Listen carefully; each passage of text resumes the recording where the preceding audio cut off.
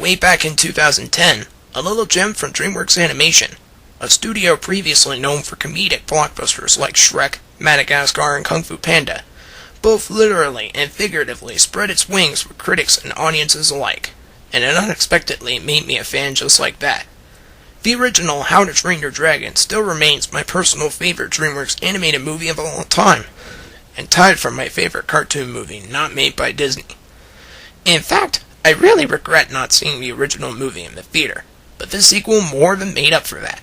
4 years of hype and anticipation surrounding this movie made the wait for me more and more antagonizing, but I can say with a big fat smile on my face that it was well worth it.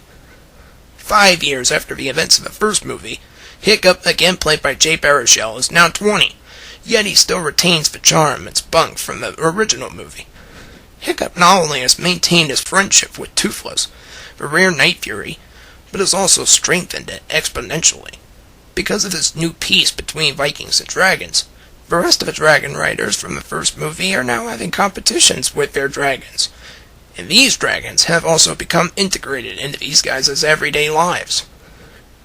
Hiccup is being groomed to become the next chief of his tribe by his burly and brawny father, Stoic, again played by Gerard Butler, while his relationship with Astrid, again portrayed by America Ferrera, has also grown. They're now officially boyfriend and girlfriend. Hiccup and Toothless mainly like to explore new lands and discover new dragons, but one of their discoveries leads to them coming upon this ice cave, and then our young Viking hero gets to meet his mom, who happens to be a mysterious dragon rider named Valka, played by Oscar winner Cate Blanchett.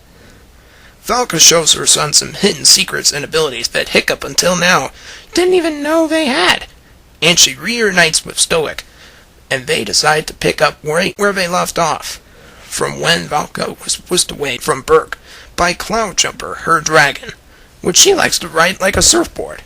Turns out that she's even more experienced with dragons than even Hiccup.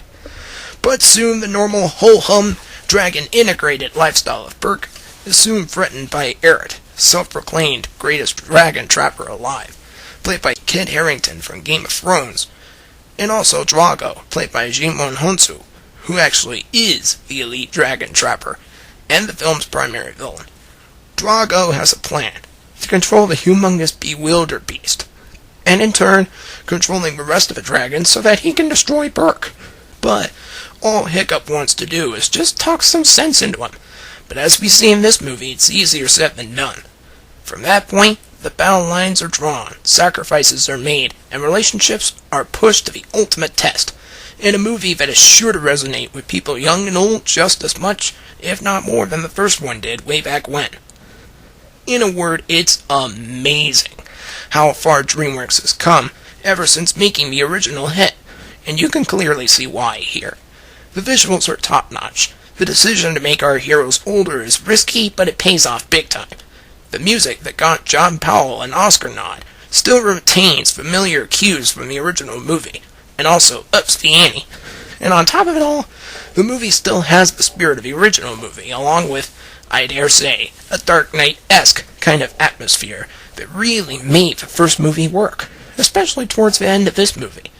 These characters feel real. They have real emotions, and these actions that our main heroes take sometimes have real consequences, for better or worse, and you really feel like you're a part of their world. All of that is what made the original one work, and it remains here. Oh, and if you're wondering about the humor, it's still there to keep the kids giggling and engaged throughout, along with some funny lines provided by Gobber, again played by Craig Ferguson. Those moments are still there, even with the heavy emotional moments packed throughout the movie. Overall, I expected big things out of number 2, and it certainly does not disappoint.